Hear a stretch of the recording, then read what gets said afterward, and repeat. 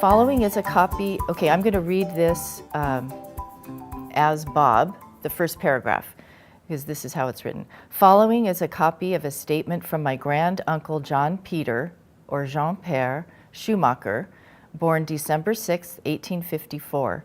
It was given to me by cousin Urban Nall, who is the son of Julian Nall and Florence Schumacher Nall, sometime in the early to mid-1960s. It was typewritten probably in the late 50s or early 60s, and I recall that Urban had the original when he presented me with the copy. Urban, and you'll learn about cousin Urban quite a bit. You'll also learn about cousin, we call him Little Hank, Henry Schumacher Jr. They went over to Eischen, and the church burned down at some point in time between 1850 and 1900. Oh. And the records were destroyed. So if you were to be a genealogist and go over there now, you wouldn't be able to get those exact records. Mm-hmm. But fortunately, they were saved by Granduncle John here.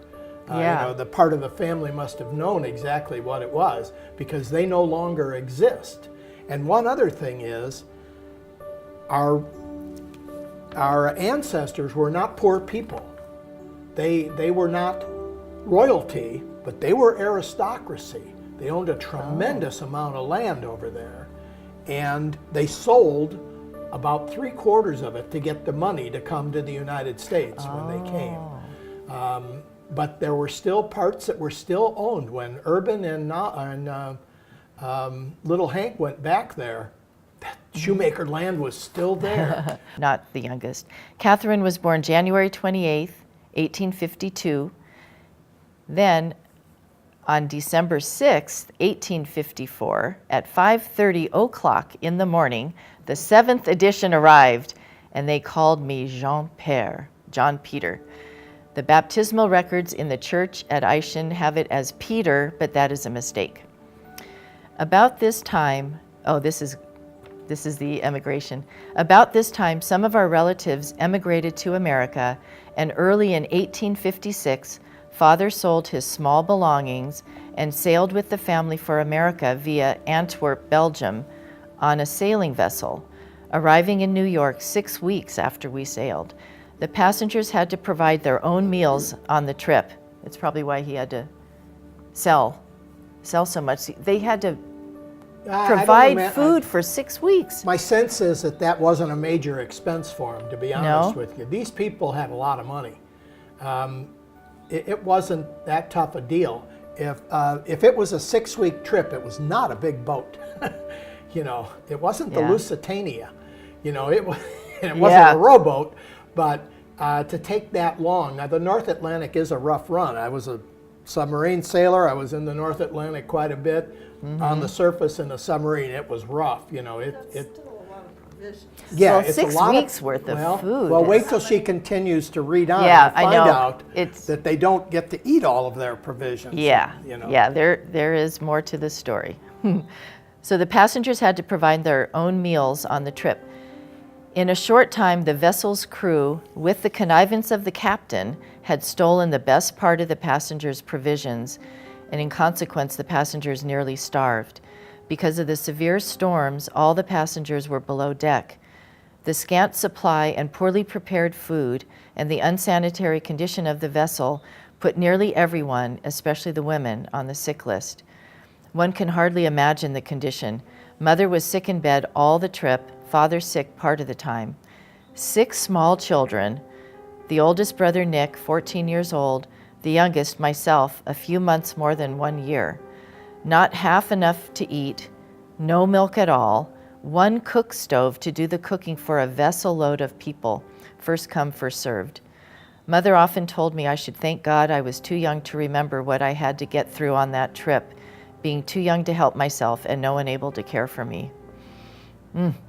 We finally arrived at Port Washington, Wisconsin on June 14th, 1856. Father went at once to County Judge Adolph Heidkamp and signed a declaration. Yeah, you can't see me. Let me jump in before you get into Wisconsin. Oh, okay. You mentioned in passing that prior family members had immigrated to the United States. They said there was people that went ahead. They ended up in Harrisburg, Pennsylvania. Oh, yeah. And from what I can ascertain, and what we can all determine from reading what Granduncle John had to say, there were probably 13 people on that vessel that were shoemakers. When they got to, well, there was no Ellis Island, it wasn't open yet, it was Port of Authority, New York. The first trip they made, and it was most likely by train, could have been by wagon.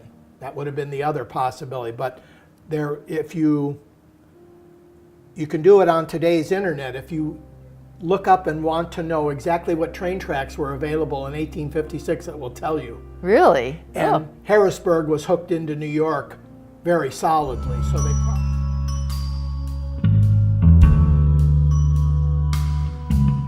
I've written a little bit about it, but it doesn't communicate the exhilaration we had. Here were two guys breaking away from incredible, bizarre people. You know, two people that one was a massive loser and the other was a head case.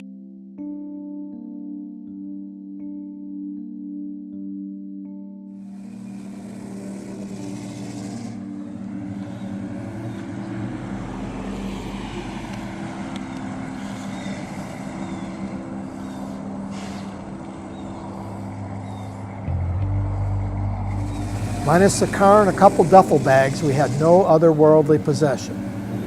About all we had were hope, desire, and each other. Little did we know that we carried with us all that we would need to start a new life. Thought I'd make it through this. Hope, desire, and each other would be all that it would take. Route 66 to Chicago to LA, just like the song says. I recall we stopped in Flagstaff, Arizona for some sleep. Jim drove to LA and I finished the trip over the Grapevine and on into San Jose. Of course, during those long hours, we had ample opportunity to reacquaint ourselves with each other and further define and refine our objectives and desires. As I reflect on those 2 days, it appears to me to be a scenario plucked directly from a Hollywood script, with two young brothers striking out on their own, leaving behind a horrible life situation, dreaming the dreams their parents had stolen from them, relying on their makeup and character to be beacons in the darkness.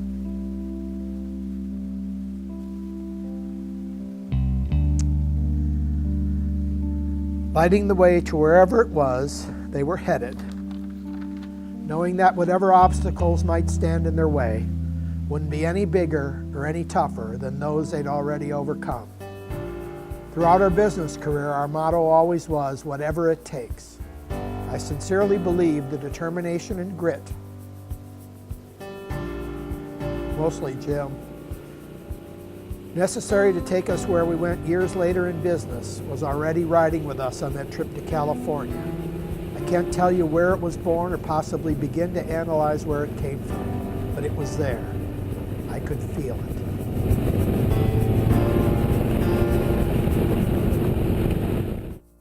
Jim and I had not seen Mary Ellen in a while.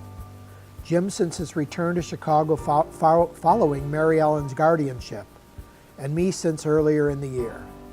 In any case, a few days at her place was all it took to find an apartment and jobs, and we were on our way. What I remember most about those few days that all three siblings spent together were our conversations, and I'll talk about that in a minute. When we got together, each out from under the shadow of our parents, it seemed like we were different people. We were no longer on the front lines of a war zone, and if fresh beginning were a scent, it's possible we all smelled it. We got to know each other better, fostering a respect and friendship that has lasted our lifetimes. It was the fall of 1967, and Brother Jim and I had just pulled into the driveway at 5565 Big Oak Drive in San Jose, California. The journey from Chicago to LA via Route 66 and up Highway 101 to San Jose had taken a bit over 2.5 days, and on our sprint west, we had managed to leave behind most of the pain and insanity that marked our childhood. Of course, you never leave it all behind, but the majority of it had spewed out of our car's exhaust as we traversed the Midwestern and western states of the USA in search of a new life.